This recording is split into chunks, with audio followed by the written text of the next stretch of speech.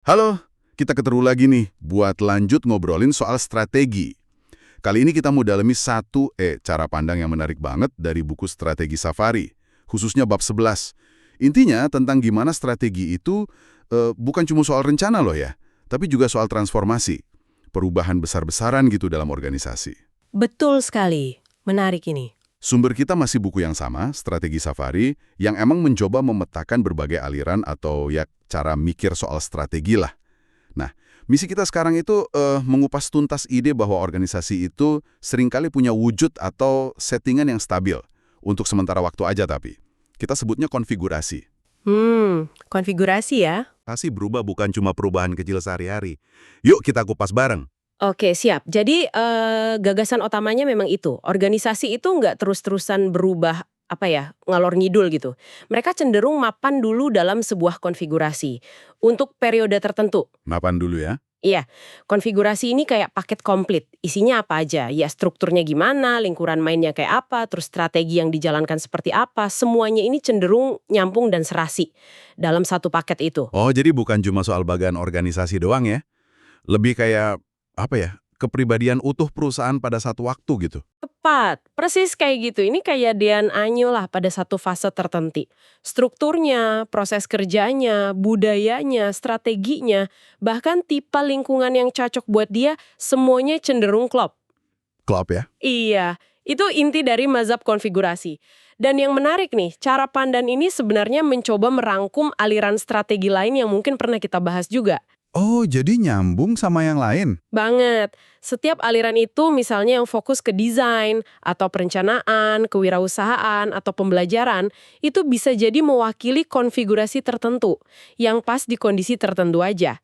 Jadi ini kayak ngelihat kepingan puzzle strategi yang beda-beda, tapi bisa membentuk gambar utuh di momen yang pas. Oke, kebayang sekarang. Jadi organisasi itu kayak punya tipe-tipe dasar gitu ya? Ada pola umum yang bisa kita kenali. Tapi ada kemiripan lah dalam kelompok-kelompok tertentu. Contohnya gimana tuh? Mintzberg misalnya, dia mengidentifikasi beberapa tipe dasar.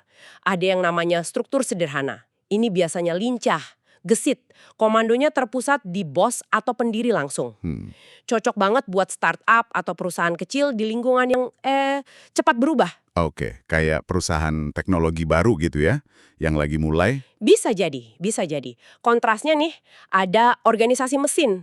Ini kayak pabrik besar gitu, atau mungkin maskapai penerbangan BUMN. Sangat terstruktur. Kaku gitu ya. Banyak aturan, iya.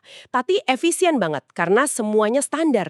Cocoknya di lingkungan yang stabil, di mana efisiensi jadi kunci. Oke, terus? Lalu ada organisasi profesional. Contoh gampangnya rumah sakit atau kampus. Di sini para profesionalnya, kayak dokter atau dosen, punya kebebasan tinggi dalam bekerja. Otonomi ya? Betul, koordinasinya lewat keahlian mereka yang udah standar. Menarik. Ada lagi tipe lainnya? Kayaknya banyak ya. Ada lagi. Organisasi terdiversifikasi. Ini biasanya perusahaan induk besar yang punya banyak anak perusahaan di bisnis yang beda-beda. Holding company gitu? Ya, semakin itu. Kantor pusatnya ngawasin, tapi anak-anak perusahaannya lumayan mandiri operasinya. Terakhir ada adhokrasi. Nah, ini bentuk yang paling fleksibel dan inovatif.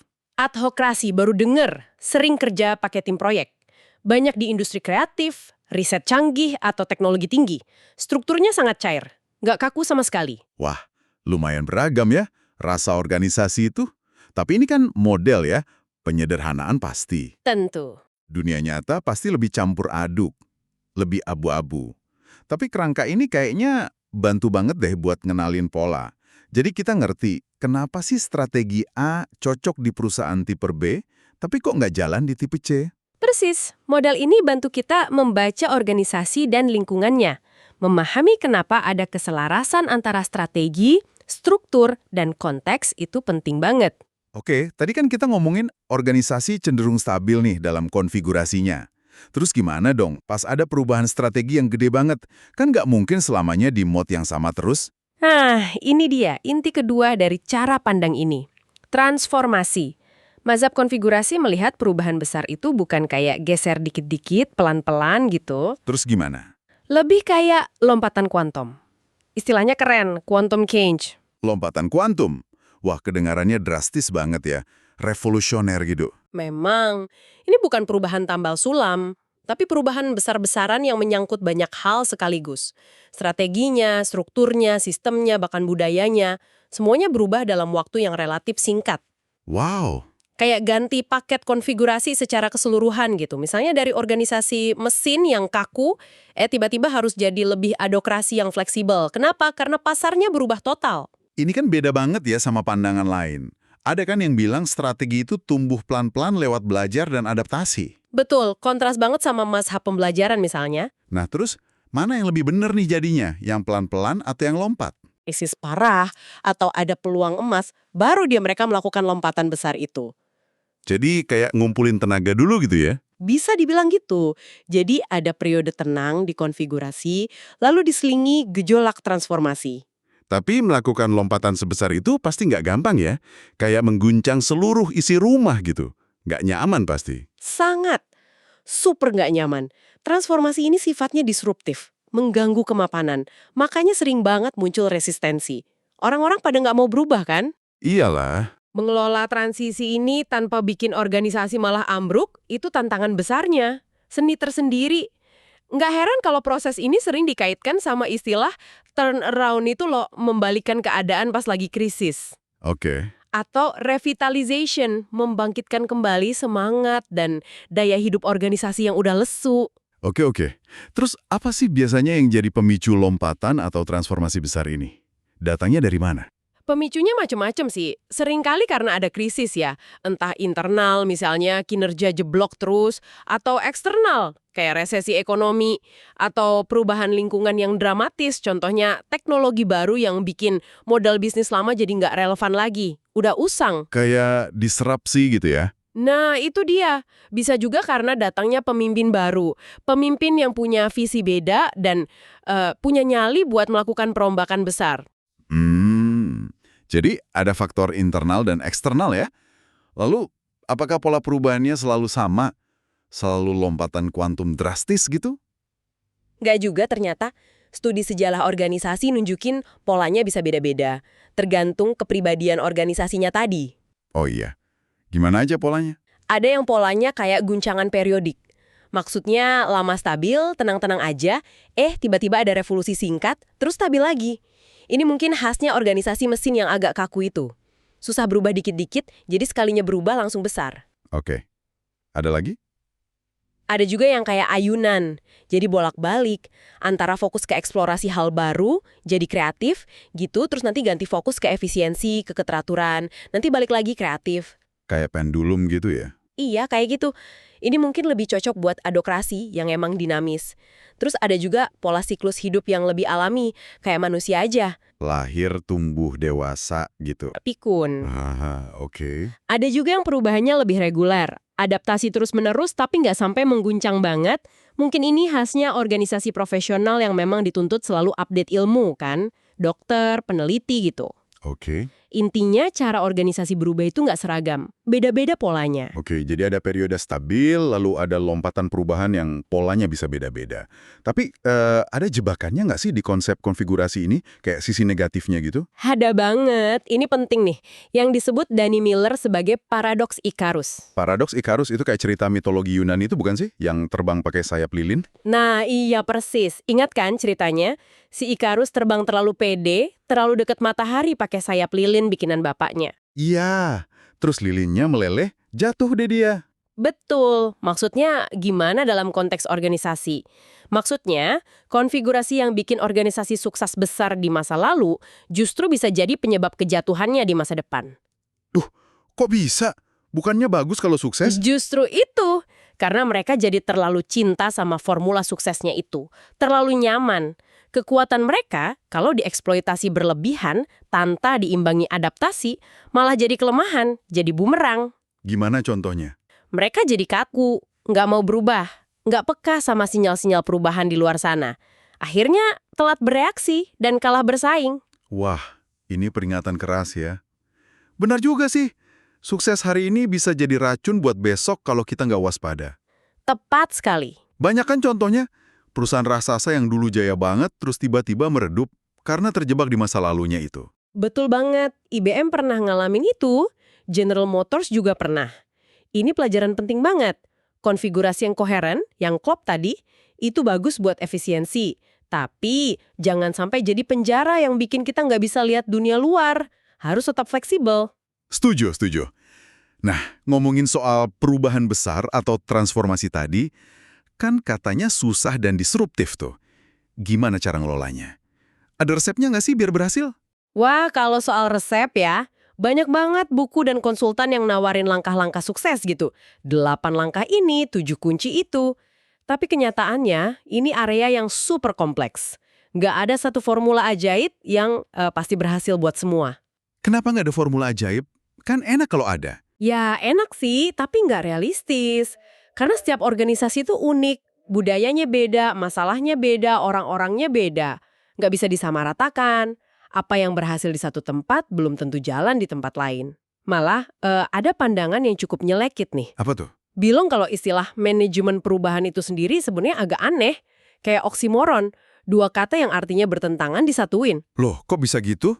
Aneh gimana maksudnya? Karena pandangan ini merasa perubahan yang paling efektif dan awet itu justru yang tumbuh alami dari dalam, dari kesadaran orang-orangnya sendiri, bukan yang dipaksakan dari atas lewat rencana-rencana formal yang kaku. Perubahan itu lebih kayak ditumbuhkan, bukan dikelola atau direkayasa. Wah, menarik juga ya pandangan itu. Jadi kayak ada pertentangan gitu ya, antara perubahan yang direncanakan dari atas sama yang tumbuh organik dari bawah. Kira-kira begitu konfliknya. Di satu sisi, ada pendekatan yang sangat terstruktur, langkah demi langkah. Kayak modelnya John Kotter yang terkenal itu. Yang 8 langkah itu ya? Iya, betul.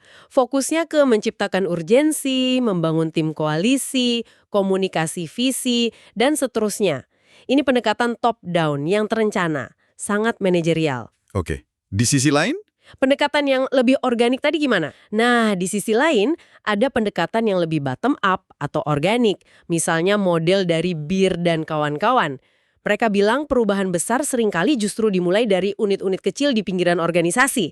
Yang coba hal baru, ternyata berhasil, terus nular deh ke bagian lain. Jadi dari akar rumput gitu ya? Bisa dibilang gitu.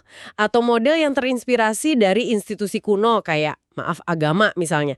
Yang bisa bertahan ratusan bahkan ribuan tahun. Gimana caranya mereka bisa awet gitu? Mungkin dengan cara enclaving. Jadi, membiarkan ide baru tumbuh di kantong aman dulu, terisolasi. Kalau udah kuat, baru diintegrasikan. Atau cloning. Membiarkan unit baru tumbuh semi-otonom, tapi tetap pegang prinsip inti yang sama. Atau uprooting.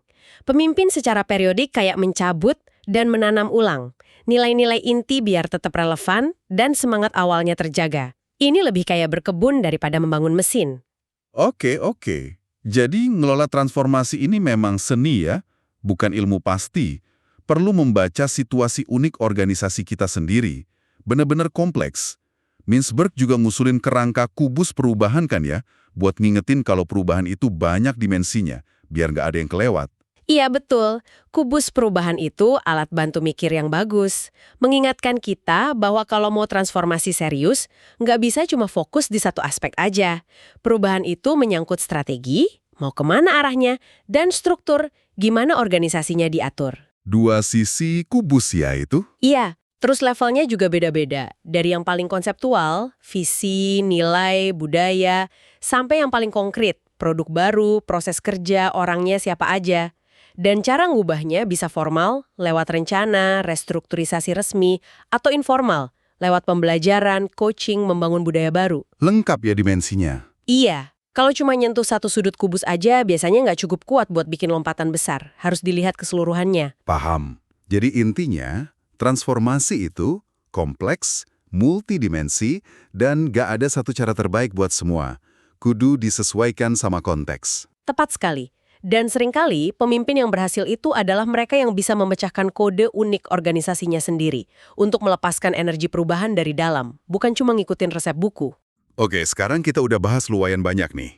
Konsep konfigurasi, transformasi, pemicunya, polanya, jebakan Ikarus tadi, sampai tantangan pengelolaannya. Kayak semua cara pandang, pasti ada kritik juga kan buat mazhab konfigurasi ini? Nggak mungkin sempurna? Tentu saja, pasti ada. Kritik utamanya adalah ini dianggap terlalu menyederhanakan realitas. Terlalu rapi gitu modelnya. Maksudnya gimana menyederhanakan? Iya, apa iya sih organisasi itu benar-benar lompat antar konfigurasi sejelas itu? Kayak ganti baju aja. Bukannya perubahan seringkali lebih campur aduk, ada yang bertahap, ada yang lompat sebagian, nggak hitam putih gitu.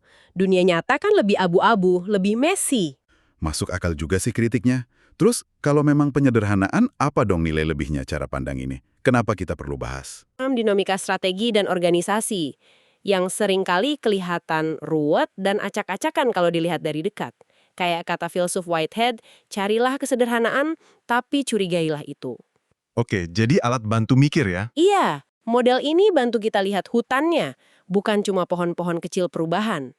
Dia menyoroti pentingnya keselarasan internal, koherensi itu tadi, tapi juga momen-momen perubahan drastis, diskontinuitas. Jadi kontribusi utamanya apa nih? Bisa diringkas. Kontribusi utamanya adalah membawa semacam keteraturan dalam memahami proses pembentukan strategi yang bisa terasa berantakan. Dia mencoba menyatukan berbagai pandangan strategi lain dalam satu kerangka besar, menempatkan tiap pandangan dalam konteks konfigurasi di mana ia paling relevan. Mengintegrasikan gitu ya? Betul. Dan yang paling penting, dia menyorot dinamika krusial antara stabilitas, periode konfigurasi, dan perubahan radikal, proses transformasi. Serta pentingnya semua elemen organisasi itu klop atau koheren biar efektif. Itu kuncinya. Oke. Jadi kesimpulannya nih ya, masab konfigurasi ini ngajak kita melihat organisasi itu kayak punya fase-fase stabil dalam wujud atau konfigurasi tertentu, yang kemudian diselingi sama periode gejolak transformasi besar, lompatan gitu. Iya, benar. Ini bantu kita memahami kenapa strategi atau struktur tertentu cocok di satu waktu, tapi mungkin perlu dirombak total di waktu lain. Konteksnya penting. Persis. Tentu saja dunia nyata selalu lebih kaya dan lebih cair dari model manapun ya. Jangan terlalu kaku juga pakai modelnya. Tapi lensa konfigurasi dan transformasi ini berguna banget buat analisis, buat memahami dinamika. Jadi alat bantu yang bagus ya. Sangat. Dia mengingatkan kita pentingnya keselarasan internal biar efektif. Tapi sekaligus bahaya kalau keselarasan itu bikin kita jadi kaku dan buta sama perubahan. Kuncinya mungkin di keseimbangan dinamis ya, antara stabilitas dan fleksibilitas. Keseimbangan dinamis. Suka istilahnya.